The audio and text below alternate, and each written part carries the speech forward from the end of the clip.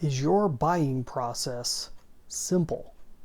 Hi, I'm Brian Pombo. Welcome back to Brian J. Pombo Live. The thing I really want to ask you is, do your customers see it as simple? Do they see the buying process, the ability to pay you for your products and services? Is that a simple, clear-cut process for someone that's never done it before? Or at least if they've never bought that particular product before or what have you. Is it clear-cut? Is it simple? Is there anything that would stop them during the process just because it's too complicated? Or there's just one thing that's holding them back? Do you have that? I'm going to give you a great example because I thought about simplicity, and I thought back in my mind of the companies that I came across where it was a new thing, but they simplified it just beautifully. And one of the companies that I saw very early on, because I was living in the Bay Area. We're just outside the Bay Area of California, just outside San Francisco Bay Area, and not more than a stone throws away from San Jose, where Netflix started. And I found out about Netflix very early on. I was an early adopter of the internet. This is the late 90s. And when I heard about it, I knew that's brilliant. It's brilliant. And the process online was simple. You go on, I don't even remember the exact process, but you sign up, you give them your card, they're going to charge you every month. You could take, up to a certain amount of DVDs at a time out. I think it was 3 at the time. You could take 3 DVDs out at a time. They would mail them to your house. As soon as you're done with it, you put it back in the container that it came in. It already is pre-stamped. And it gets sent back. And it had a step-by-step process on the envelope itself. Those of you who did this back in the day remember it. I'm not even sure if it exists anymore, if their DVD service. I know they're at least in the process of phasing it out if it exists still. That is brilliance, because they took something that could get really complicated. You're dealing with the internet.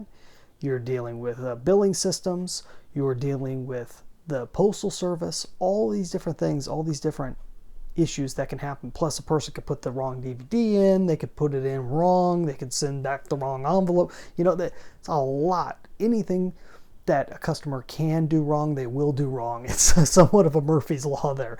And it's one of those things where if you cannot simplify it quickly, if you cannot put it into pictures, it's not going to get done right. And if it's not going to get done right, you're not going to have happy customers. And if you don't have happy customers, you don't get the paycheck over and over and over again. Netflix started out as a subscription service, and they have been one all the way through to becoming a streaming system, to where they're just showing streaming online videos, which you really couldn't do in the late 90s. There wasn't enough high definition. For one thing, the video quality wasn't that good, and there wasn't that much of a high-end internet available, fast internet. It just wasn't available on a large basis. But when you're talking about what they were able to do with just something that had already existed, DVDs, and before that VHSs, you had a technology that already existed. You had the post office, which has been around forever.